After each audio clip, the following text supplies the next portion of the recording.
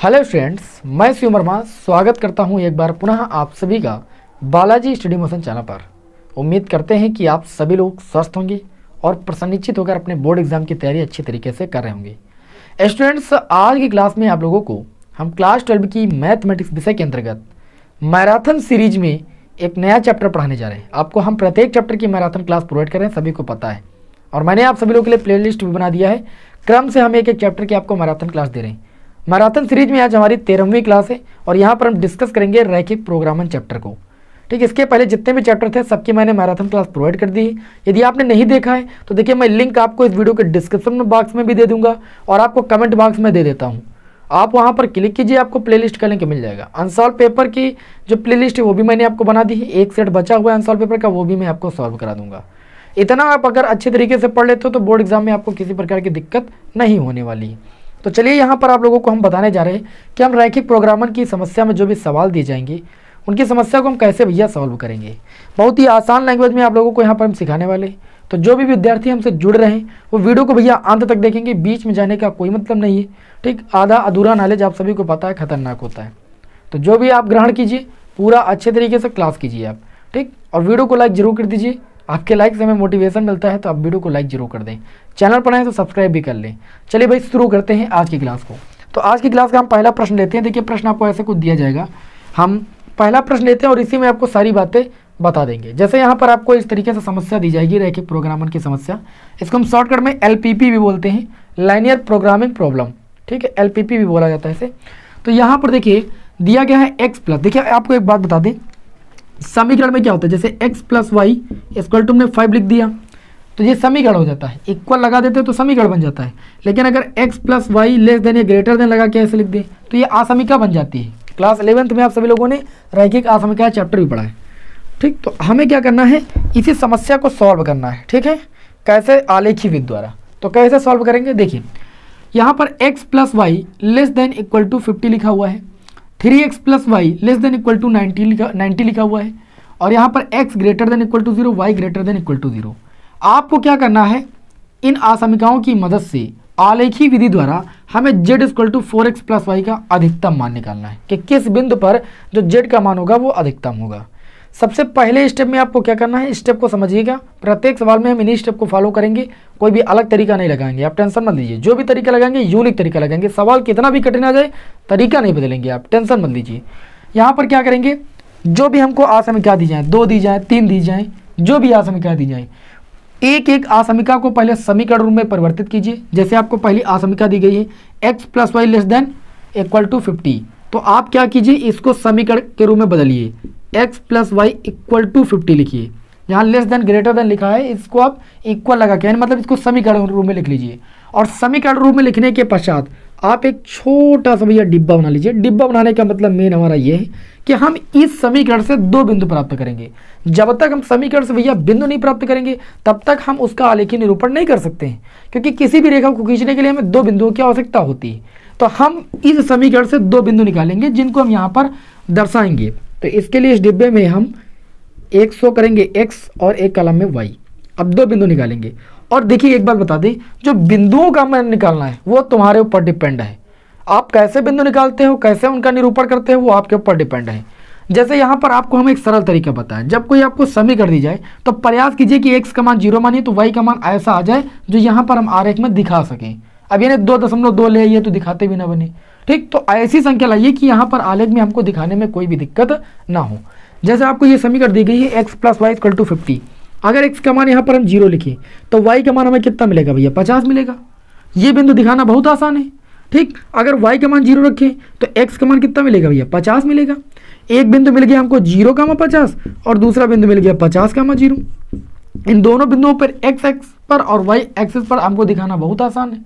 ठीक, अगर यहाँ पर अभी होता 2,50 तो मतलब पहले 2 चलते, x पर 50 चलते, फिर जो बिंदु मिलता वो आपका बिंदु होता 2,50। ऐसे है कि केवल आपको केवल y अक्ष पर चलना है, इसमें केवल x अक्ष पर चलना है। कितना आसान है। तो बिंदुओं को आप भैया बहुत ध्यान से निकालिएगा, बस आपका क्वेश्चन हार्ड नहीं होने वाला है। उसके बाद यहाँ पर हम बात करें, थोड़ा सा लग रहा है कि ब्राइटनेस ज़्यादा है।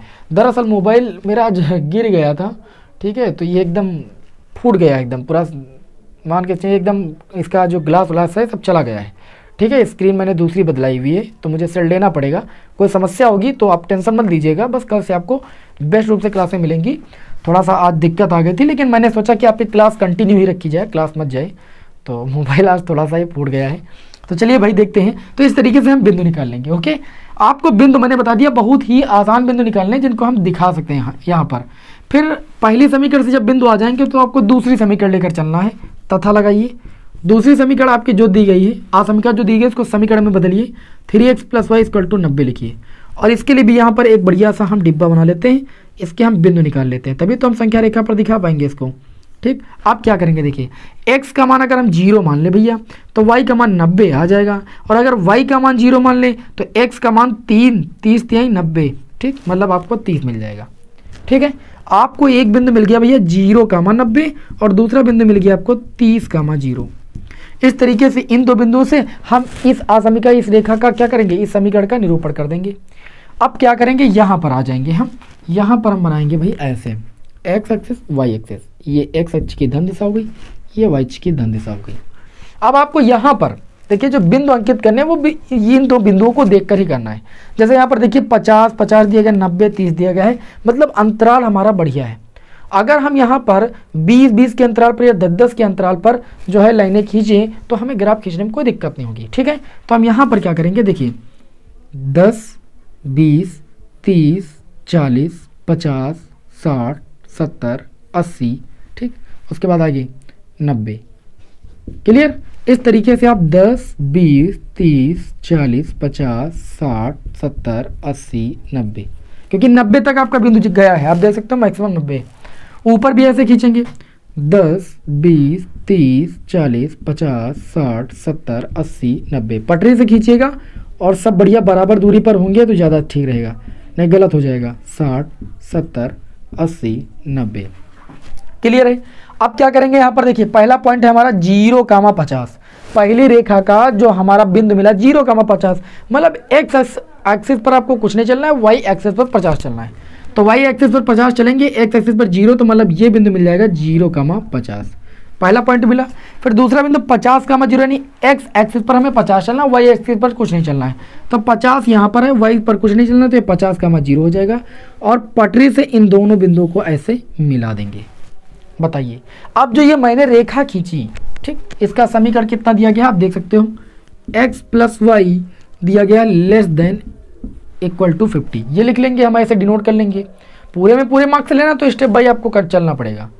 अब आप इसी वक्त ये भी चेक कर सकते हो कि इस रेखा के द्वारा जो घिरा क्षेत्रफल होगा वो अंदर की ओर होगा कि बाहर की ओर होगा।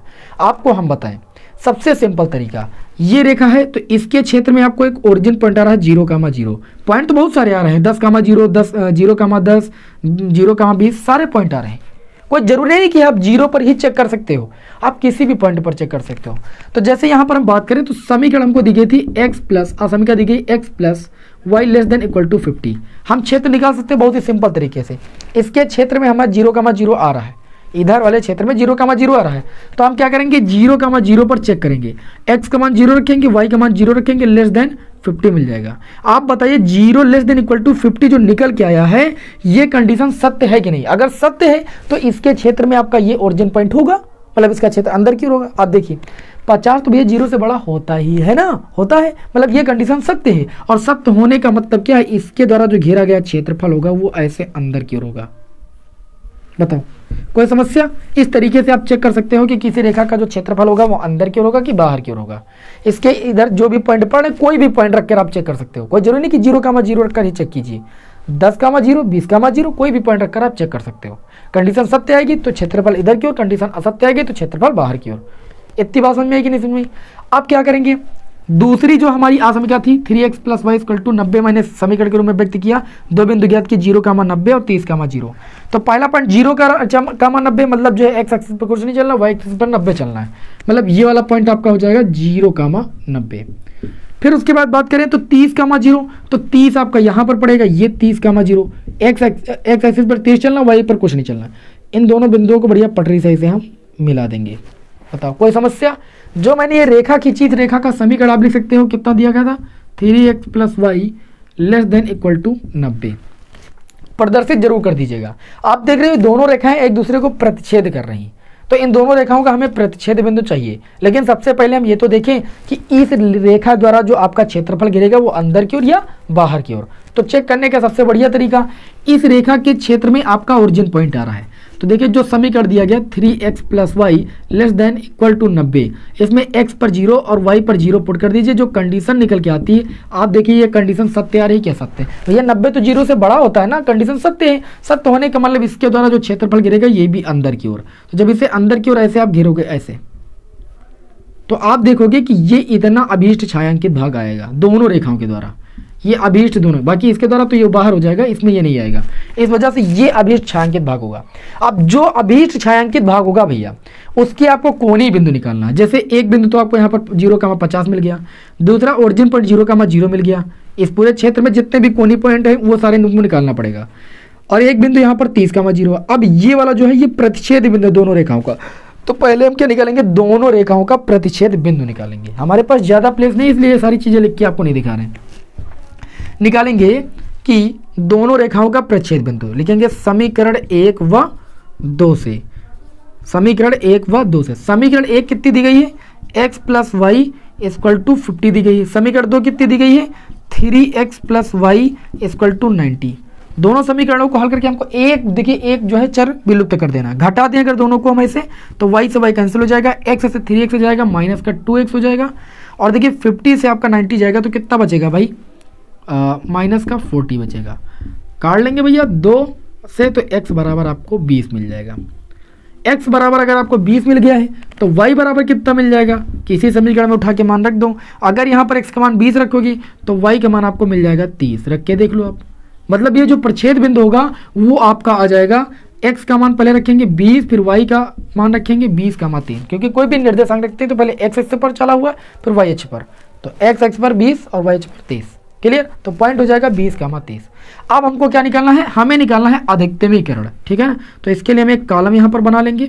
हमें z का अधिकतम मान निकालना है कि किस कोणीय बिंदु पर है। तो यहाँ पर लिखेंगे कोणीय बिंदु, एक कॉलम में लिखेंगे भैया कोणीय बिंदु। कॉन्सेप्ट समझ लीजिए, थोड़ा समय लगेगा, बाकी आगे के सवालों में समय नहीं लगेगा। फिर z का अधिकतम मान, z का अधिकतम मान, अगर न्यूनतम पूछेगा तो न्यूनतम निकालेंगे, अधिकतम मान। अब ध्यान दीजिएगा, कोणीय बिंदु की बात करें तो कोणीय बिंदु यहाँ पर आपको देखने को मिल रहे हैं। एक मिल रहा है भैया 0,0, दूसरा मिल रहा है आपका 0,50, तीसरा मिल रहा है आपको 30,0 और चौथा आपको मिल रहा है 20,30। इस तरीके से आपको 4 कोणीय बिंदु मिल गए। ठीक, अब इन कोणीय बिंदुओं पर किसका मान निकालेंगे? z का मान निकालेंगे। देखेंगे किस कोणीय बिंदु पर z का मान अधिकतम आता है, वही आंसर हो जाएगा। बस इतना ही करना है। तो देखिए z बराबर क्या समीकरण दी गई थी आपको प्रश्न में? 4x + y। हम x के स्थान पर 0, y के स्थान पर 0 रखेंगे तो 0 ही तो z का मान मिलेगा। फिर देखिए 0 का मान चेक 50 पर चेक करेंगे तो x के स्थान पर 0 रखेंगे, y के स्थान पर 50, तो ये आपको भैया 50 मिल जाएगा। इसी समीकरण में x के स्थान पर 30 रखेंगे, 4 × 12 120 हो जाएगा, ये 0, ये आपका आ गया 120। यहाँ पर रखेंगे z का अधिकतम मान, देखिए 4 दूनी 8, ये 80 हो जाएगा, 80 और 30 कितना हो जाएगा भैया? 110 हो जाएगा। आप देख सकते हो कि जो 30,0 है, 30,0 पॉइंट पर जो z का मान मिल रहा है वो अधिकतम मिल रहा है। तो नीचे आपको एक लाइन में लिख देना है, अतः 30,0 पर z का जो अधिकतम मान है वो आपका 120 है, और यही आपके इस क्वेश्चन का क्या हो जाएगा? आंसर हो जाएगा। इस तरीके से आपको लाइनियर प्रोग्रामिंग प्रॉब्लम को सॉल्व करना होता है, और उम्मीद करता हूं कि आप सभी लोगों को मेरी हर एक बात अच्छी तरीके से समझ में आई होगी। थोड़ा समय जरूर लगा, लेकिन हर एक बात समझ में आ गई होगी। अब जब नेक्स्ट क्वेश्चन लेंगे तो अब आपको और ज़्यादा मजा आने वाला है। चलिए स्क्रीनशॉट लीजिए, बढ़ते हैं नेक्स्ट क्वेश्चन की ओर। ठीक है भाई, इसे रफ कर देते हैं, बढ़ते हैं भैया आज की क्लास के क्वेश्चन नंबर 2 की ओर। पूरा कॉन्सेप्ट अगर समझ में आ गया है तो अभी दूसरे क्वेश्चन में और ज़्यादा मजा आने वाला है, क्योंकि हम अपना तरीका तो बदलेंगे नहीं, तरीका हमारा यही रहेगा, सवाल कोई भी हो, है ना। ये होता है भैया लाइनियर प्रोग्रामिंग प्रॉब्लम को सॉल्व करने का तरीका, इस तरीके से सॉल्व किया जाता है। चलिए भाई बढ़ते हैं नेक्स्ट क्वेश्चन की ओर। आज की क्लास का क्वेश्चन नंबर भैया 2, इसमें बोला जा रहा है कि आलेखी विधि द्वारा निम्न रैखिक प्रोग्रामन समस्या को हल कीजिए। निम्न विरोधों के अंतर्गत समीकरणें दी गई। क्वेश्चन नंबर 2 है, x + y कितना दिया गया है? x + 2y, x + 2y > कितना दिया गया है? 10 दिया गया है। और दिया गया 3x प्लस कितना दिया गया 4y, उसके बाद लेस देन इक्वल टू आपको कितना दिया गया है 24, और आपको दिया गया है x greater than equal to 0, y greater than equal to 0। आपको निकालना है z equal to 200x plus 500y का कौन सा मान निकालना है, न्यूनतम मान निकालना है। अब कि कौन सा मान निकालना है, न्यूनतमीकरण पूछा जा सकता है आपसे कि न्यूनतमीकरण आप कैसे ज्ञात करोगे। तो सिंपल है, मैंने क्या कहा कि जो असमीकरण दी गई सबसे पहले उनको आपको क्या करना है, समीकरण के रूप में बदलना है। तो यहाँ पर लिखेंगे x plus 2y equal to 10। इसके लिए हम एक डिब्बा बना लेंगे जिससे हमको इस समीकरण के बिंदु पता चल जाए। x का मान प्रयास कीजिए 0 रखने पर अगर अच्छा बिंदु मिल जाए जिसे हम वहाँ पर प्रदर्शित कर सकें तो बस सबसे बढ़िया यही। x का मान 0 रखें तो y का मान मिलेगा 2 पंची 10, y का मान 5 मिलेगा, और y का मान 0 रख दिए तो x का मान कितना मिलेगा भैया 10 मिलेगा। एक पॉइंट हो जाएगा 0,5, दूसरा पॉइंट आपका हो जाएगा 10,0। इस तरीके से हमें इस समीकरण के 2 बिंदु मिल गए और इन दोनों बिंदुओं को प्रदर्शित करना बहुत आसान। फिर आ जाएंगे दूसरी समीकरण तथा जो दूसरी समीकरण हो जाएगी वो आपकी हो जाएगी 3x plus 4y equal to आपका 24। यहाँ पर भी एक हम डिब्बा बनाएंगे, x का मान रखेंगे, y का मान रखेंगे x y, ठीक है। x का मान कितना रखें, अगर 0 रखें, x का मान 0 तो y का मान 4 छंग 24, y का मान 6 मिलेगा। अगर y का मान हम 0 रख दें तो x का मान 3 8 24 यानी x का मान 8 मिल जाएगा। पॉइंट मिल जाएगा 0,6 और 8,0। अब इनको हम यहाँ पर आलेखी विधि द्वारा दिखाएंगे। क्या करेंगे हम, x एक्सिस और y एक्सिस को खींच देंगे हम, ये x एक्सिस हो गई, ये y एक्सिस। क्लियर है। अब क्या करेंगे, यहाँ पर देखिए जो पहली समीकरण के बिंदु हैं 0,5 10,0 इनको हम प्रदर्शित करेंगे। फिर 0,6 8,0। मतलब ये सीधी सी बात है कि अगर एक एक के अंतराल पर हम यहाँ पर कॉलम बनाए तो हमको आराम से आलेख खींचने में कोई दिक्कत नहीं।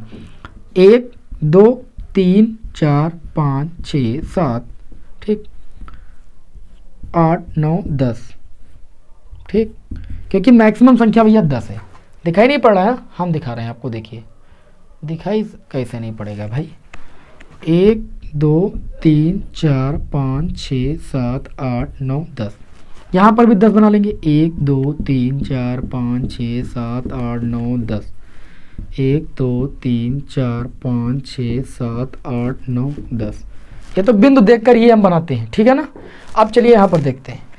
पहला बिंदु 0,5, 0,5 का मतलब x एक्सिस पर नहीं चलना है, y एक्सिस पर 5 चलना है, तो ये पॉइंट हो जाएगा 0,5। फिर है 10,0, x एक्सिस पर 10 चलना है तो 10,0 ये हो जाएगा 10,0, y पर कुछ नहीं चलना है। इसको बढ़िया पटरी से इसे मिला देंगे और इस रेखा पर लिख देंगे पहली आसमिका x प्लस 2y फिर ग्रेटर देन इक्वल टू 10। बताइए कोई दिक्कत। इसके द्वारा क्षेत्र भी देख लेंगे अंदर की ओर है कि बाहर की ओर है। तो हम क्या करेंगे, जो आसमिका दी गई है x plus 2y greater than equal to 10, इसमें x पर 0 y पर 0 रखेंगे क्योंकि इसके क्षेत्र में आपका मूल बिंदु आ रहा है। तो मूल बिंदु पर ही चेक कर लेते हैं, सबसे आसान है। तो यहाँ पर 0 रखेंगे, 0 रखेंगे तो 0 ग्रेटर देन 10। आप बताइए 0 का मान कभी भी 10 से बड़ा हो सकता है क्या? क्या लिखा है कि 0 10 से बड़ा है, कभी 0 10 से बड़ा होता है क्या? मतलब कंडीशन हमारी असत्य है। असत्य होने की स्थिति में हम क्या करते हैं, जो क्षेत्रफल होता है वो बाहर की ओर होगा, ठीक, क्योंकि इसके क्षेत्र में मैंने रखा तो कंडीशन सत्य नहीं है, ये असत्य आ गई, इसका मतलब उसका क्षेत्र बाहर की ओर है तभी कंडीशन असत्य आई। क्लियर। अब क्या करेंगे, दूसरी समीकरण से देखेंगे। दूसरी समीकरण से बिंदु मिला 0,6, 0,6 भैया यहाँ पर मिलेगा 0,6 और उसके बाद 8,0, 8,0 आपको ये मिल गया 8,0, यहाँ पर हम प्रदर्शित कर देंगे 8,0 और इससे इसको हम ऐसे मिला देंगे। क्लियर है। अब ये जो दूसरी रेखा मैंने खींची है 0,6 को मैंने 8,0 से मिलाया है, इसके समीकरण कितनी दी गई है वो लिख देंगे हम, ठीक। समीकरण लिखने में बिल्कुल मत शर्माओ, चलो लिख देना, यहाँ पर जगह नहीं है अभी हमारे पास, ठीक। हम पहले इसके द्वारा ये देखेंगे इसका जो क्षेत्र पहले वो क्षेत्र है वो बाहर की ओर के अंदर की ओर। तो जो दूसरी हमने रेखा खींची है उसको पहले लिख देते हैं आसमिका को 3x plus 4y less than equal to 24। x के स्थान पर 0, y के स्थान पर 0 रखेंगे क्योंकि इस रेखा के अंतर्गत भी आपका ओरिजिन पॉइंट पड़ रहा है। तो जैसे 0 रखेंगे तो 0 लेस देन इक्वल टू आपका 24, मतलब 24 जीरो से बड़ा है, ये कंडीशन भैया सत्य है।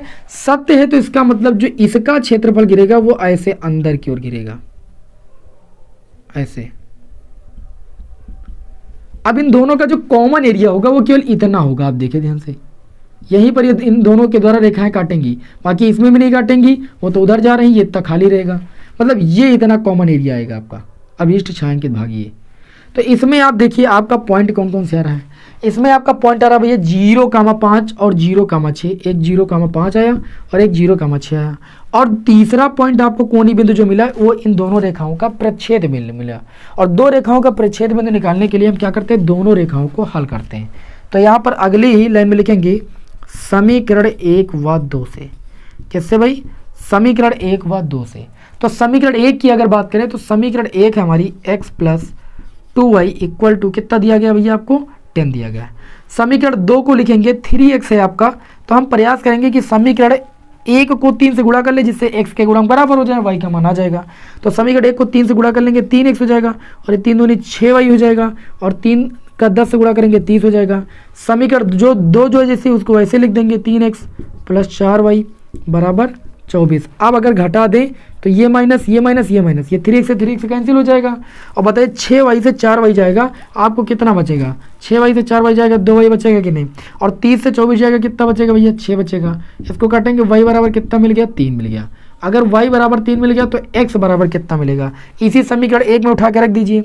देखिए y का मान 3 रखेंगे, 3 दूनी 6, 6 उधर गया, 10 से 6 जाएगा तो x का मान कितना आ जाएगा, 4 आ जाएगा। मतलब जो ये प्रच्छेद बिंदु होगा इन दोनों रेखाओं का वो आपका होगा 4 कामा कितना 3। अगर आपके पास ग्राफ पेपर है तो आपको ये अलग से निकालने की जरूरत ही नहीं, आपको खुद ही पता चल जाएगा, ठीक है ना। तो इस तरीके से आपको y और x का मान मिल गया, मतलब प्रच्छेद बिंदु मिल गया। आपको क्या निकालना था, z बराबर 200x + 500y का हमें न्यूनतमीकरण यानी न्यूनतम मान निकालना है। तो मैंने क्या कहा, अगले स्टेप में हम सरणी बनाते हैं। यहाँ पर क्या निकालते हैं भाई, सरणी बनाते हैं, z का मान निकालते हैं किस कोणीय बिंदु पर न्यूनतम है, क्योंकि न्यूनतम पूछा गया है। तो कोणीय बिंदु आप एक कॉलम बना लीजिएगा, कोणीय बिंदु जैसे अभी आपने बनाया था, और उसके बाद यहाँ पर z का न्यूनतम मान आपको निकालना है। कितना मान निकालना है, न्यूनतम मान। तो कोणीय बिंदु जो अभी छायांकित भाग उसके कोणीय बिंदु, आपका एक कोणीय बिंदु है 0,5 आप देख सकते हो, और दूसरा है आपका 0,6, और तीसरा कोणीय बिंदु है आपका जो प्रच्छेद बिंदु है 4,3। तीनों कोणीय बिंदुओं पर हम z का मान प्राप्त करेंगे, देखेंगे किस बिंदु पर न्यूनतम आ रहा है।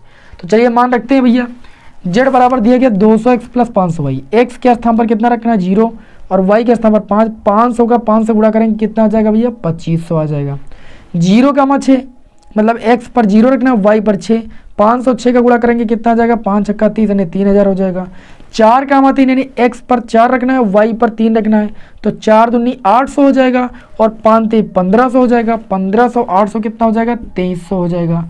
यहाँ पर न्यूनतम मान किस कोणीय बिंदु पर मिला है, तो आप देख सकते हो 2500 3000 2300 में न्यूनतम मान आपका यही तो है। तो न्यूनतम मान किस कोणीय बिंदु पर मिला आपको, 4,3 पर मिला। तो आपको लिख देना है कि कोणीय बिंदु 4,3 पर जो z का न्यूनतम मान है वो आपका 2300 है, जो कि प्रश्न में आपसे निकालने के लिए बोला जा रहा था। आप देख रहे हो कि मैंने अपने किसी भी नियम और तरीकों को नहीं बदला इस सवाल को भी सॉल्व करने में। अब एक सवाल और आपके समक्ष लेते हैं जो कि एनसीईआरटी बुक का ही है, बहुत ही इंपॉर्टेंट प्रश्न है। इसको भी यहाँ पर देखिएगा, मैं तरीके को बिल्कुल नहीं बदलूंगा, सवाल में थोड़ा सा चेंजेस हुआ है। उसके बाद आपको एक हम लैंग्वेज वाला क्वेश्चन भी सॉल्व करना बताएंगे, उसके बाद क्लास को समाप्त करेंगे। फिर आप अनसॉल्व पेपर या कोई भी गेस्ट पेपर उठाइएगा, आपका क्वेश्चन सॉल्व होने लगेगा। तरीके को समझिए, बस कॉन्सेप्ट अगर समझ में आ गया तो सवाल आप लगा ले जाओगे, ठीक है ना। चलिए भाई बढ़ते हैं अगले क्वेश्चन की ओर।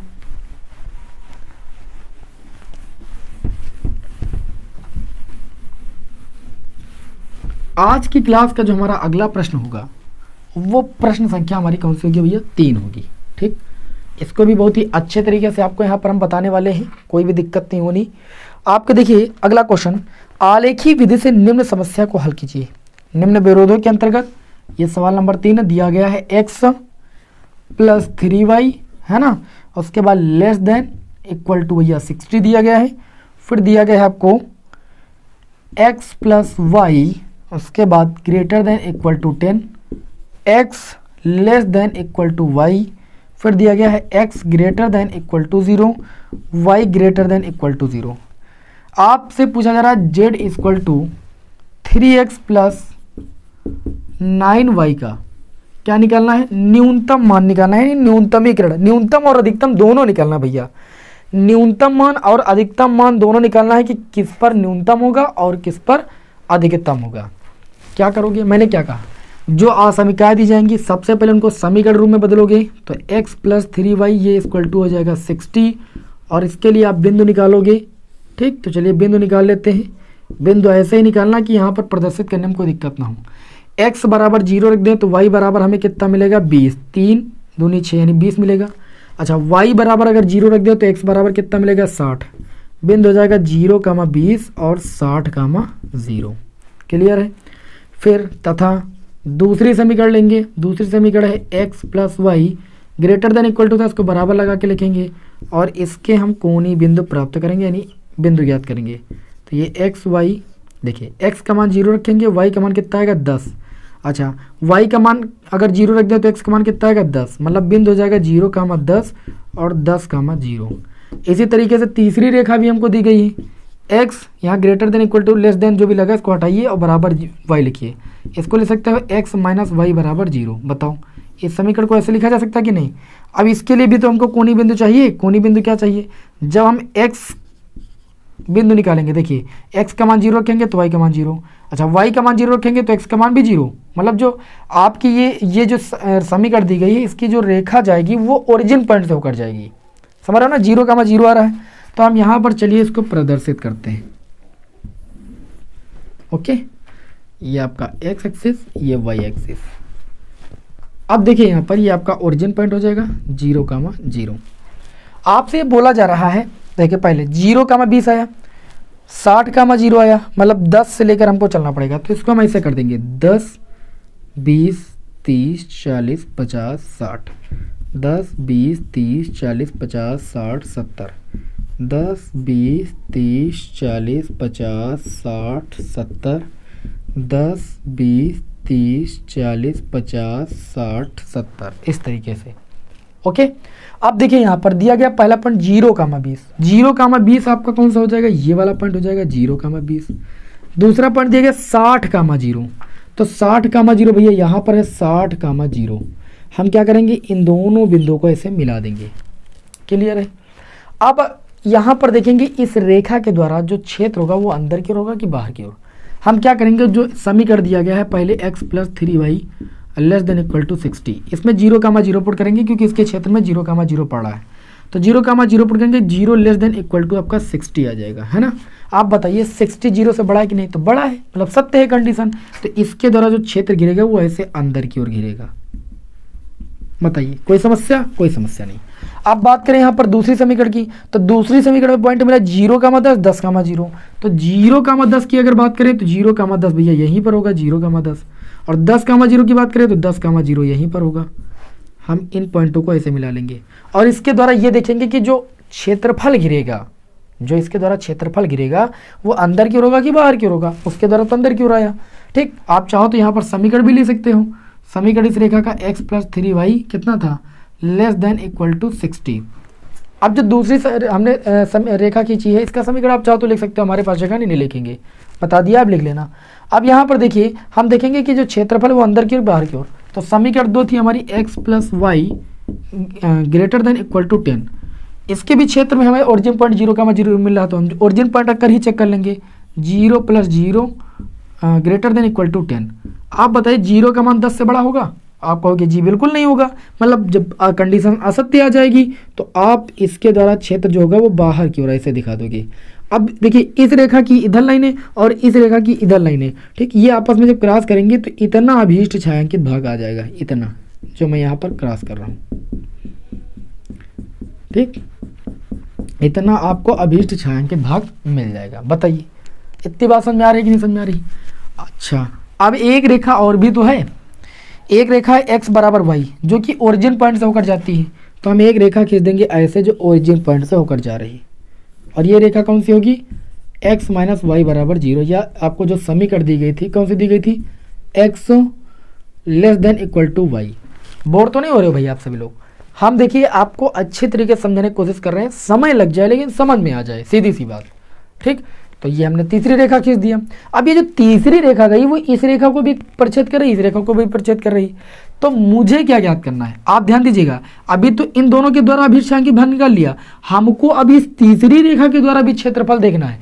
अगर इस तीसरी रेखा के द्वारा क्षेत्रफल इधर की ओर होगा तो अभीष्ट पूरा छायांकित भाग आपका ये हो जाएगा, और अगर इस रेखा के द्वारा क्षेत्रफल उधर की ओर हो गया तो अभीष्ट छायांकित भाग ये इतना हो जाएगा। तो आपको ये कोणीय बिंदु जरूरत पड़ेगा। बात समझ में आई कि नहीं समझ में? तो हम क्या करेंगे, सबसे पहले हम इनके ये प्रतिच्छेद बिंदु निकालेंगे। तो देखिए ये जो रेखा है, कौन सी रेखा, x माइनस वाई बराबर 0, ये रेखा प्रतिच्छेद कर रही है इस वाली रेखा को। तो इस वाली रेखा का समीकरण कितना था, x प्लस वाई बराबर 10। इन दोनों को हल करेंगे, जोड़ेंगे, 2x बराबर 10 यानी x बराबर 5 मिलेगा। x बराबर 5 मिलेगा तो y बराबर कितना आ जाएगा, x बराबर 5 मिलेगा तो y बराबर कितना आ जाएगा, y बराबर भी 5 ही आ जाएगा, क्योंकि x बराबर y आया था। ठीक, तो यानी ये जो पॉइंट हो जाएगा वो आपका हो जाएगा 5,5। मैं अलग लिख रहा हूँ, वहाँ पर जगह कम है। इसी प्रकार अब जो ये रेखा, कौन सी रेखा, x माइनस वाई बराबर 0, ये प्रतिच्छेद कर रही है इस रेखा को, और इस रेखा का समीकरण कितना है, x प्लस 3y बराबर 60 है। घटा देंगे एक दूसरे को तो x से x कैंसिल हो जाएगा, माइनस वाई और माइनस 3y, माइनस का 4y हो जाएगा, और माइनस 60 हल करेंगे तो 15 चौको 60 होता है, यानी y बराबर 15 आ जाएगा, और y बराबर 15 आ जाएगा तो x बराबर भी कितना आ जाएगा, 15। मतलब जो ये आपका प्रतिच्छेद बिंदु हो जाएगा वो 15,15 हो जाएगा। इस तरीके से आपको दोनों रेखाओं के प्रतिच्छेद बिंदु मिल गए कि दोनों रेखाएं इस रेखा को किस किस बिंदु पर काटती हैं।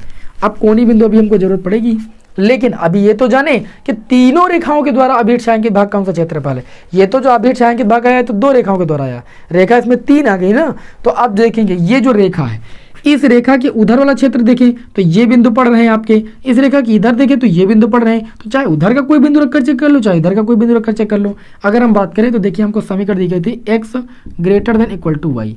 हम एक बिंदु उधर वाला ही ले लेते हैं, उधर वाला कोई बिंदु ले लिया, उधर वाला बिंदु जैसे 0,20 ले लिया हमने। तो हम क्या करेंगे, x 0, अगर 20 ले लिया तो इसका मतलब x पर हम 0 रखेंगे और y पर कितना रखेंगे, 20 रखेंगे। तो आप बताइए ये कंडीशन सत्य है क्या सत्य है? 20 तो भैया 0 से बड़ा होता है ना, 20 जब 0 से बड़ा होता है तो कंडीशन सत्य हो गई, और सत्य हो गई इसका मतलब जो इस रेखा के द्वारा क्षेत्रफल होगा वो ऐसे अंदर की ओर होगा, ऐसे। ठीक, तो जो तीनों रेखाओं के द्वारा अभीष्ट छायांकित होगा वो इतना भाग होगा। वो तो दोनों रेखाओं के द्वारा था, और अभीष्ट छायांकित भाग तीनों के द्वारा ये इतना होगा। बताइए भाई, किसी विद्यार्थी को कोई दिक्कत? हमारे समझ तो भैया कोई दिक्कत नहीं होनी चाहिए, अब तो समझ में आ गया होगा। ये इतना अभीष्ट छायांकित भाग होगा तीनों रेखाओं के द्वारा। और यहाँ पर कोणीय बिंदु की बात करें तो कोणीय बिंदु भी आपके आ चुके हैं। चलिए यहाँ पर एक कॉलम बना लेते हैं पहले। ठीक है, एक कॉलम कौन सा होगा, कोणीय बिंदु का, कोणीय बिंदु का, और एक कॉलम होगा जेड का न्यूनतम व अधिकतम मान, क्योंकि दोनों मान निकालना है, न्यूनतम व अधिकतम मान। ठीक, कोणीय बिंदु कौन कौन से होंगे, एक आपका बिंदु हो जाएगा भैया 0,10, और एक कोणीय बिंदु हो जाएगा 0,20, और दूसरा कोणीय बिंदु आपका हो जाएगा 5,5, और एक कोणीय बिंदु हो जाएगा 15,15। चलिए इन सारे कोणीय बिंदुओं पर हम जेड का मान निकालते हैं, देखते हैं किस पर अधिकतम किस पर न्यूनतम आता है। तो 0,10 पर जब जेड का हम मान निकालेंगे तो देखिए यहाँ पर 0 रखेंगे 0 हो जाएगा, 10 रखेंगे ये 90 हो जाएगा। 0,20 पर निकालेंगे तो ये 9 दूनी 18 यानी 180 हो जाएगा। 5,5 पर निकालेंगे 5 3 15, और 9 5 6 45, 45 15 60 हो जाएगा। 15 पर निकालेंगे 15 3 45, और 15 और 9 कितना होता है भैया 135, 5 5 10 13 4 17 1 18 यानी 180 मिलेगा। आप देखिए यहाँ पर ध्यान से देखिए, इस पर 180 मिला, इस पर 180 मिला, इस पर 90 मिला, और इस पर आपको 60 मिला। आपसे ये पूछा जा रहा है, क्या पूछा जा रहा है कि किस पर अधिकतम और किस पर न्यूनतम है। तो 2 पॉइंट ऐसे हैं, आप देखिए अगर न्यूनतम की बात करें तो न्यूनतम तो यहाँ पर आपको मिला है, न्यूनतम 60 है ना सबसे मान, और अधिकतम 80 2 जगह मिला है। तो यहाँ पर भी अधिकतम होगा, इस पॉइंट पर भी, और इस पॉइंट पर भी अधिकतम होगा। तो आपसे यही पूछा गया था कि किस पर अधिकतम किस पर न्यूनतम होगा। तो 2 पॉइंट 15,15 और 0,20 पर आपका जो मान होगा जेड का वो अधिकतम होगा, और 5,5 पर आपका जो मान होगा वो न्यूनतम होगा। और कितना मान होगा, 60 होगा। बस इस तरीके से आपको सॉल्व करना है। बताइए मैंने तरीका बदला? जी बिल्कुल नहीं बदला, एक भी स्टेप मैंने इधर उधर नहीं किया। जो मैंने आपको बताया उन्हीं स्टेप को मैंने फॉलो किया, और इस क्वेश्चन को भी सॉल्व किया। इसीलिए मैंने ऐसा क्वेश्चन लिया जिसमें 3 रेखाएं, कि कोई विद्यार्थी ये ना कहने पाए कि सर जी ने 3 रेखा वाला क्वेश्चन ही नहीं बताया। ठीक है, ये सबसे मोस्ट इंपॉर्टेंट क्वेश्चन है आपके एनसीईआरटी बुक का, इसलिए मैंने इसको यहाँ पर उठाया, और उम्मीद करता हूँ कि आपको इतनी बात समझ में आ गई होगी। अब एक क्वेश्चन आप सभी लोगों के समक्ष हम लैंग्वेज वाला उठाते हैं, एग्जाम में आता है, उसको भी आपको सॉल्व करा देते हैं। देखिए आपको लैंग्वेज वाले क्वेश्चन में समीकरण बनाना, बस ये असमीकरण बनाना रहता है, उसको आप समझिए, बाकी सारा प्रोसेस ऐसे ही है। तो इसका स्क्रीनशॉट लीजिए, फिर एक क्वेश्चन आपको और बताते हैं। ओके, तो चलिए भाई लेते हैं आज की क्लास का अगला प्रश्न। ठीक है, अब ये थोड़ा लैंग्वेज वाला प्रश्न होगा, ध्यान से समझोगे तो लैंग्वेज वाला प्रश्न आपका सॉल्व हो जाएगा। ठीक, जैसे मैं आप सभी लोगों को यहाँ पर इस प्रश्न को बताने जा रहा हूँ, ये प्रश्न आपके बोर्ड एग्जाम में रिपीट भी हो चुका है, और अब तो इस समय अगर देखा जाए तो पेपर में ये जो मैंने बता दिया प्रश्न, ये ज़्यादा रिपीट होते हैं। लैंग्वेज वाले हमने देखा ही नहीं कि मॉडल पेपर में भी देखने को नहीं ज़्यादा मिले हैं, लेकिन फिर भी मैंने सोचा कि अब सिलेबस में है तो एक आधा क्वेश्चन इसका भी उठा लेते हैं। ठीक है ना, जिससे आपको भैया आपके दिमाग में कोई ये भावना ना रहे कि सर जी ने इस चीज़ को तो बताया ही नहीं। ठीक है ना, तो चलिए देखते हैं आज की क्लास का अगला क्वेश्चन। ये जो क्वेश्चन है हमारा उत्पादन संबंधी समस्या से लेकर है। इसमें ये बताया जा रहा है कि एक निर्माणकर्ता कंपनी है, ठीक, एक उत्पाद के दो नमूने प्रतिमान ए और बी बनाती है। नमूना ए के प्रत्येक नग बनाने के लिए 9 श्रम जो है 9 घंटे और 1 घंटा पॉलिश करने के लिए लगता है। मैं आपको बताना चाहूँगा कि इस टाइप के क्वेश्चन को कम से कम आप 3 बार पढ़िए, समीकरण बन जाएंगी आपकी। ठीक, अब इन्होंने कहा कि नमूना ए प्रत्येक नग बनाने के लिए 9 श्रम घंटे और 1 घंटा पॉलिश करने के लिए लगता है, जबकि नमूना बी प्रत्येक नग के बनाने में 12 श्रम घंटे और पॉलिश करने में 3 श्रम घंटों की आवश्यकता होती है। बनाने और पॉलिश करने के लिए, बनाने के लिए अलग और पॉलिश करने के लिए अलग उपलब्ध जो अधिकतम का मतलब ग्रेटर देन समय दिया गया है वो 180 और आपको 30 दिया गया है। कंपनी ए प्रत्येक नग पर 8,000 रुपये और नमूना बी प्रत्येक नग पर 12,000 रुपये लाभ कमाती है। नमूना ए और बी के कितने नगों पर अधिकतम लाभ कमाने के लिए प्रति सप्ताह निर्माण करना चाहिए, प्रति सप्ताह अधिकतम लाभ क्या है वो आपको ज्ञात करना है। तो यहाँ पर देखिए इन्होंने एक बात लास्ट में बोली, नमूना ए और नमूना बी के कितने नगों पर अधिकतम, एक्स और बी के मान लेते हैं वाई। तो यहाँ पर हम सबसे पहले देखिए, ये आज की क्लास का क्वेश्चन नंबर 4 है। हम मान लेंगे कि जो माना नमूना ए है, ठीक, नमूना ए, इसके नगों की संख्या अगर हम मान लें, ध्यान से समझिएगा क्वेश्चन को भी समझ में आ जाएगा। अगर हम x मान लें तथा जो नमूना b है, इसके नगों की संख्या कितनी मान लें हम, y मान लें, नगों की संख्या y है हो, तो इन्होंने कहा है कि जो z बराबर जो अधिकतम लाभ कमाएगा, देखिए 8,000, ठीक, उसके बाद x लिख देंगे, क्योंकि इन्होंने क्या बोला है, इन्होंने बोला है कि कंपनी ए के प्रत्येक नग पर, अब यहाँ पर मैंने नगों की संख्या कितनी मानी, x, तो प्रत्येक नग पर 8,000 है, तो x नगों पर कितना हो जाएगा 8,000x प्लस b के नगों पर y है, और b के नगों पर कितना अधिकतम बोला है, b के प्रत्येक नग पर 12,000 का लाभ कमाती है, तो ये हो जाएगा 12,000x, 1200 लिखा कि 12,000, तो 12,000 आपका x की जगह कितना हो जाएगा y। ठीक, आपको इस पर मैक्सिमम मान निकालना है। अब इन्होंने देखिए आगे समीकरण आपको बनाना है, क्वेश्चन को पढ़ने पर आप दोबारा क्वेश्चन को पढ़ोगे। अब देखिए इन्होंने कहा कि अब नमूना ए के प्रत्येक नग बनाने के लिए 9 श्रम घंटे, जो श्रम घंटे का समय लगता है देखिए 9x, ठीक है, वो उन्होंने कहा है, और 1 घंटा पॉलिश, तो पॉलिश वाला समय अलग रखेंगे, 1 घंटा पॉलिश हो गया। उसके बाद अगर बात करें यहाँ पर फिर कंपनी नमूना बी जो है वो प्रत्येक नग के लिए 12 घंटे श्रम, तो 12y लिख देंगे यहाँ पर, ठीक, और ये टोटल हो गया श्रम। अब श्रम के लिए जो अधिकतम क्या दिया गया है, अधिकतम घंटा दिया गया है वो आपको दिया गया है 180, तो ग्रेटर देन इक्वल टू 180 लिख देंगे, अधिकतम दिया गया है। ठीक, और उसके बाद अगर बात करें यहाँ पर दूसरी बार, तो जो प्रत्येक नमूना ए है वो प्रत्येक नग बनाने के लिए 9 घंटे श्रम था, तो श्रम तो ऊपर है पूरा आपका, और उसके लिए मैक्सिमम जो घंटा समय है वो 180। फिर दूसरी बात करें यहाँ पर, तो पॉलिश करने के लिए जो नमूना ए है उसमें पॉलिश करने के लिए 1 घंटा, और जो नमूना बी है उसके लिए पॉलिश करने में 3 घंटे श्रम की आवश्यकता होती है, तो 3y, और मैक्सिमम टोटल कितना घंटे बोला है 30, तो यहाँ पर दूसरी समीकरण बन जाएगी x + 3y ≤ 30। 2 समीकरण बन गई। अब बस आपका काम हो गया, अगर इतना आपने कर लिया तो आपके जो है मान के चलिए समीकरण बन गई और सवाल आपका हो गया, बाकी तो प्रोसेस वही रहेगा। ठीक है, तो ऐसे आप समीकरण बनाने के लिए आपको सवाल को 2-3 बार पढ़ना पड़ेगा, आप खुद जान जाओगे। ठीक है, यहाँ पर ये बोला गया था कि मैक्सिमम 180 और मैक्सिमम अधिकतम जो है 30 है, इसलिए ग्रेटर देन का चिन्ह लगा है। आप क्या करेंगे, इन असमीकरणों को पहले समीकरण के रूप में लिखेंगे, तो यहाँ पर आपका हो जाएगा को समीकरण में लिखने पर, समीकरण रूप में क्या करने पर, लिखने पर, रूप में लिखने पर रूप में लिखेंगे तो ये आपका हो जाएगा 9x, या 9 अगर कॉमन ले ले तो ये हो जाएगा x प्लस 9 कॉमन ले ले या 3 कॉमन ले लें तो 3x और ये 3 चौक 12y हो जाएगा। अच्छा 9 कॉमन नहीं मिलेगा क्या, कुछ गड़बड़ किया है क्या, कुछ गड़बड़ हुआ भैया, शायद कुछ गड़बड़ हुआ है आपका सवाल में। नहीं नहीं सही, सवाल में कोई गलती नहीं हुई है, सवाल सही। ओके, हमको लगा था 18 घंटे। चलिए भाई 3 अगर कॉमन ले लें यहाँ से तो 3x हो जाएगा, 3 त्रिकोण 3 चौक 12y बराबर 100 कितना हो जाएगा, लेस देन इक्वल टू, चलिए समीकरण के रूप में लिखते हैं तो बराबर लगा देंगे 180। 3 से इसको काटेंगे, 3 छंग 18 यानी 3x प्लस 4y बराबर 60। इसके लिए यहाँ पर एक डिब्बा बनाएंगे और बिंदु ज्ञात करेंगे, वही पुराना काम। तो ये आपका हो जाएगा एक्स वाई, एक्स का मान अगर 0 रख दें तो y का मान कितना आ जाएगा 15, 4 से 60 को काटोगे 15। अच्छा y का मान 0 रख दें तो x का मान कितना आ जाएगा 3 19 यानी 20 आ जाएगा। बिंदु मिल जाएगा 0,15 और 20,0 आ जाएंगे। इसी तरीके से जो दूसरी असमीका है इसको समीकरण के रूप में बदलेंगे तो लिखेंगे तथा दूसरी असमीका है x प्लस 3y, जो भी ग्रेटर देन का चिन्ह लगा इसको इक्वल में बदलेंगे, इक्वल 30। इसके लिए भी एक डिब्बा हम बनाएंगे, यहाँ पर एक्स वाई का मान निकालेंगे, ठीक है, ऐसे कॉलम बना करके x का मान 0 मान लें तो y का मान कितना आ जाएगा, y का मान 10 30 होता है ना, तो y का मान 10 आ जाएगा, 3 से 30 को काटोगे। अच्छा y का मान 0 रख दे तो x का मान 30 आ जाएगा। बिंदु हो जाएगा 0,10 और 30,0। देखिए कितना सिंपल है। अब क्या करिए, इन बिंदुओं से आपको यहाँ पर आलेख में प्रदर्शित करना है, तो यहाँ पर हम आलेख खींचते हैं ऐसे एक्स वाई एक्सिस, ठीक है ना। अब यहाँ पर क्या करेंगे, देखिए सिंपल है, 0,10 30,0 0,15 और 20,0, मतलब अगर 5-5 के अंतराल पर बनाए तो हमारे लिए ज़्यादा ठीक रहेगा।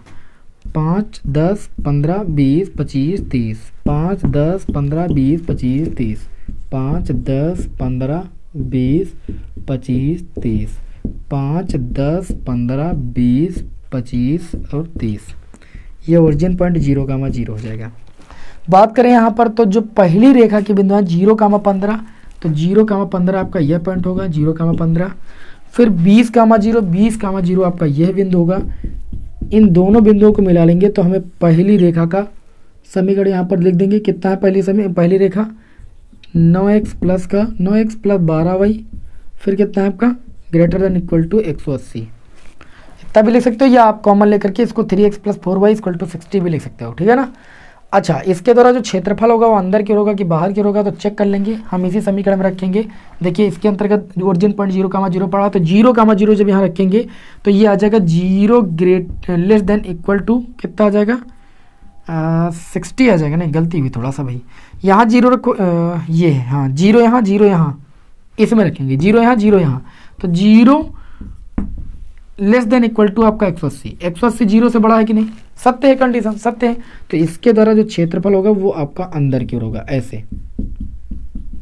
ओके, चलिए दूसरी असमीका कितनी है, दूसरी है आपकी कौन सी x प्लस 3y। इसका अब जो है पहले हम यहाँ पर रेखा खींचेंगे तो इसके पॉइंट 0,10, तो 0,10 आपका यहाँ पर होगा 0,10 और 30,0, 30 यहाँ पर आपका 30,0, इसको ऐसे मिला देंगे, ठीक है ना। अब ये दोनों रेखा एक दूसरे को क्रॉस करते तो प्रच्छेद बिंदु तो हमको जरूरत पड़ेगी, लेकिन अब पहले देखें जो दूसरी रेखा मैंने खींची इसके द्वारा क्षेत्रफल कौन सा होगा। तो दूसरी रेखा का जो समीकरण है वो आपका है x plus 3y less than equal to 30। यहाँ पर x के स्थान पर 0, y के स्थान पर 0 रखेंगे तो 30 की तरफ मुंह खुलेगा, मतलब 0 का मान 30 से छोटा है तो सत्य है भैया। तो इसके द्वारा जो क्षेत्रफल होगा वो ऐसे होगा और दोनों के द्वारा जो अभीष्ट एरिया होगा इतना होगा, इतना दोनों के द्वारा कॉमन एरिया हो जाएगा। दो ही रेखा है तो इतना आपका कॉमन एरिया हो जाएगा। अब इस कॉमन एरिया को घेरने के लिए एक बिंदु 0,0 लग रहा है, एक 0,10 लग रहा है और एक लग रहा है 20,0 और एक इन दोनों का प्रच्छेद बिंदु लग रहा है। तो हम प्रच्छेद बिंदु निकालेंगे इन दोनों रेखाओं का, तो लिखेंगे समीकरण 1 व 2 से, 1 व 2 से। अच्छा, समीकरण 1 की अगर बात करें तो समीकरण 1 को हम लिख सकते थे 3x प्लस का 4y इक्वल टू 60 और समीकरण जो 2 है वो है आपकी x plus 3y equal to आपका 30। अच्छा, एक के गुणांक अगर बराबर कर लें तो इसको अगर 3 से गुणा करते हैं तो 3x हो जाएगा, ये 9xy हो जाएगा और 3 त्रिका 90 हो जाएगा। आप घटा दीजिए, x वाला कैंसिल हो जाएगा, 4y से 9y जाएगा, माइनस का 5y बचेगा और 60 से 90 जाएगा तो भैया माइनस का 30 बचेगा, 5 छक्का 30 यानी y बराबर 6 आ जाएगा, माइनस माइनस कैंसिल हो जाएगा। अच्छा, y बराबर अगर 6 आया, y बराबर 6 इस समीकरण में रख दिए हम, तो 6 त्रिक 18, x बराबर 12 आ जाएगा, यानी x बराबर कितना आ जाएगा 12। तो ये जो आपके निर्देशांक आएंगे प्रच्छेद बिंदु के वो 12 कामा कितने आ जाएंगे 6 आ जाएंगे, 12 कामा 6। तो जो कोणीय बिंदु हमें मिल जाएंगे वो 0 कामा 0 और 20 कामा 0 और 0 कामा 10 और 12 कामा 6। तो इसके लिए यहाँ पर क्या करेंगे भैया, वही पुराना काम जो मैंने क्या बताया था, जेड का मान निकालेंगे। तो कोणीय बिंदु के लिए एक कॉलम बनाएंगे, ये कॉलम हो जाएगा कोणीय बिंदु और ये जेड का क्या हो जाएगा मान, ठीक है ना। अधिकतम मान ही तो प्रश्न में पूछा गया था कि अधिकतमीकरण ज्ञात कीजिए। तो चलिए भाई कोणीय बिंदु पहले लिख लेते हैं, 0 कामा 0 पर तो 0 आएगा, छोड़िए आपका हो जाएगा कोणीय बिंदु 0 कामा 10, दूसरा कोणीय बिंदु हो जाएगा 20 कामा 0 और तीसरा कोणीय बिंदु हो जाएगा 12 कामा 6। चलिए निकालते हैं भैया। 0 कामा 10 ये देखिए आपका मान दिया गया है 8000x प्लस का 12000y। अच्छा 0 कामा 10 पर निकालेंगे तो ये भैया पूरा 0 हो जाएगा, x का मान 0 रखेंगे, 10 रखेंगे तो ये देखिए 12000 था, अब ये हो जाएगा 1,20,000 क्योंकि 10 से गुणा करने पर आपका 1 0 और बढ़ जाएगा। अब इसी तरीके से हम 20 कामा 0 पर निकालेंगे तो देखिए भाई 20 कामा 0 पर निकालने के लिए हमें x के स्थान पर 20 रखेंगे और 20 का गुणा 8 से करेंगे तो ये आपका आ जाएगा 1,60,000, ठीक। और जब हम 12 कामा 6 पर निकालेंगे तो यहाँ पर x के स्थान पर 12 रखेंगे, 12 ठीक कितना हो जाएगा भैया 96, 3 0 है 3 0 बढ़ा लेंगे। अच्छा 6 रखेंगे तो 12 छंग कितना होता है 72, तो ये हो जाएगा 72,000, जोड़ लेंगे तो ये आ जाएगा 1,68,000, कितना आ जाएगा 1,68,000। तो यहाँ लिख देंगे 1,68,000। आपको बोला गया था प्रश्न में अधिकतमीकरण, तो अधिकतम मान किस पर है भैया, इसी पॉइंट पर तो है, इसी कोणीय बिंदु पर तो है अधिकतम मान। यहाँ पर प्रश्न में ये बोला गया था, लास्ट में आपसे प्रश्न में बोला गया था कि आप ये बताइए कि नमूना ए और नमूना बी के कितने नगों का अधिकतम लाभ कमाने के लिए प्रति सप्ताह निर्माण करना चाहिए। तो नमूना ए के लिए 12 और नमूना बी के लिए 6, क्योंकि इसी पर अधिकतम लाभ जो है आ रहा है 1,68,000। तो इस तरीके से ये आपके भैया इस क्वेश्चन का आंसर हो जाएगा, ठीक है ना। तो आज की क्लास में यहीं पर और हम इस क्लास को विराम देते हैं, क्योंकि इस चैप्टर के जितने भी टाइप के क्वेश्चन थे मैंने यहाँ पर डिस्कस कर दिए। इससे बाहर क्वेश्चन आपके एग्जाम में नहीं आएगा। प्रोसेस समझ गए अच्छे तरीके से अगर क्वेश्चन को लगाने का, तो एग्जाम में कोई क्वेश्चन आएगा लगा ले जाएंगे, ठीक। देखिए ये चैप्टर छोटा तो था लेकिन आपके एग्जाम में एक महत्वपूर्ण भूमिका अदा करता है। आपके एग्जाम में 8 नंबर में 5 नंबर में इस चैप्टर से एक प्रश्न जरूर आता है। तो उम्मीद करता हूँ कि क्लास पसंद आई होगी। क्लास पसंद आई तो क्लास को लाइक कीजिए, चैनल पर नए तो सब्सक्राइब कीजिए। मिलते हैं आपको नेक्स्ट क्लास के साथ। जय हिंद, वंदे मातरम।